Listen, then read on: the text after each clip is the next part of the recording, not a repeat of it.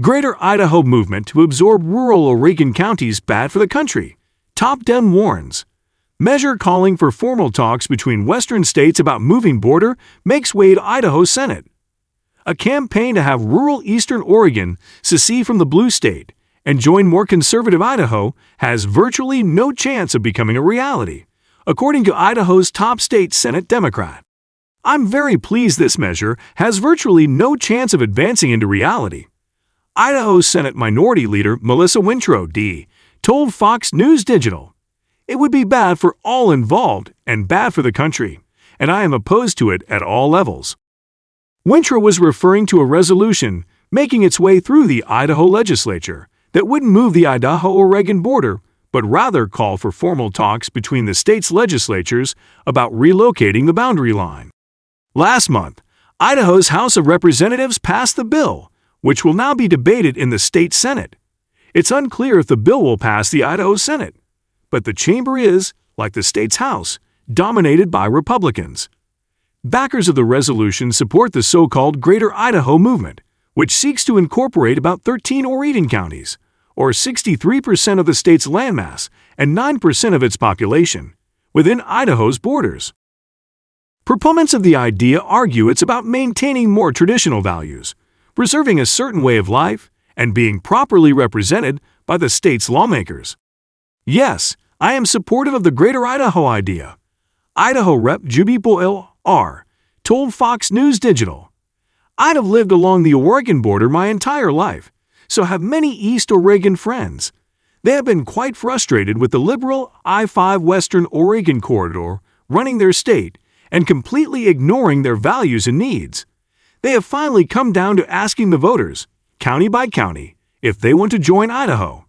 Currently, 11 counties have said yes, sick." Proponents of Greater Idaho note that 11 counties in eastern Oregon have voted for ballot measures to explore the move, and that, according to some polling, Idahoans would welcome expanding the state boundary.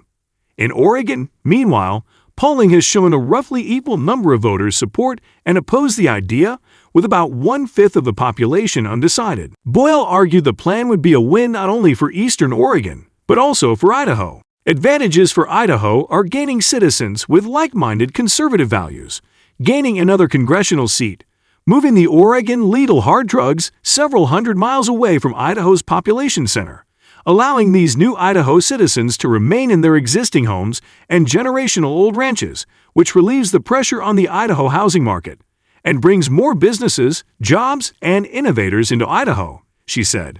However, some of Boyle's colleagues counter that Idaho lawmakers should be focusing on the residents of their own state. "I oppose wasting a single minute of our very short time in the Idaho legislature, working to solve the problems of a minority of Oregon's population, instead of focusing our energy on the very real problems that we need to solve in Idaho," Rep. Ned Burns, D., told Fox News Digital. The proposal to move state boundaries is virtually impossible to execute. In each state, it would take a concurrent resolution passed by 2/3 of each body, then a vote of the citizens, then an amendment to the state constitutions, and finally an act of Congress signed by the president. The idea that this would happen is laughable. Moving the Idaho-Oregon border would require the approval of both state legislatures, as well as the U.S. Congress. Burns added that the U.S. political system works best when there's a balance of different viewpoints, arguing that efforts to build a one-party state lead to extremism, and that can be very dangerous. But now the measure is through the House and in the hands of the Senate. While the Senate vote may not fall entirely along party lines, don't expect the support of Wintrow, who echoed some of Burns' concerns. "While there are vast political differences in our region, Greater Idaho is not the proper remedy for those differences," said Wintrow. "Our democratic republic depends on level heads coming together to find solutions to the issues that impact our citizens. Dividing state borders to create enclaves of politically like-minded people is the opposite of a healthy America." Despite such criticism, proponents of the Greater Idaho movement believe that gained momentum. Matt McCaw, a spokesperson for the Greater Idaho Group, has said he's confident the measure under consideration will pass the legislature. Meanwhile, former Oregon House Speaker Mark Simmons recently penned an op-ed in the Idaho Statesman, a daily newspaper, to explain why he supports a greater Idaho, saying if they're successful, they'll be freeing rural, conservative communities from progressive blue state law. Beyond values, supporters also point to a recent analysis by the Claremont Institute that found the state line shift could benefit Idaho economically, providing an annual net benefit to Idaho's state government budget of $170 million. However, critics have argued Oregon's sparsely populated areas have high rates of Medicaid enrollment and could be an added expense to Idaho taxpayers.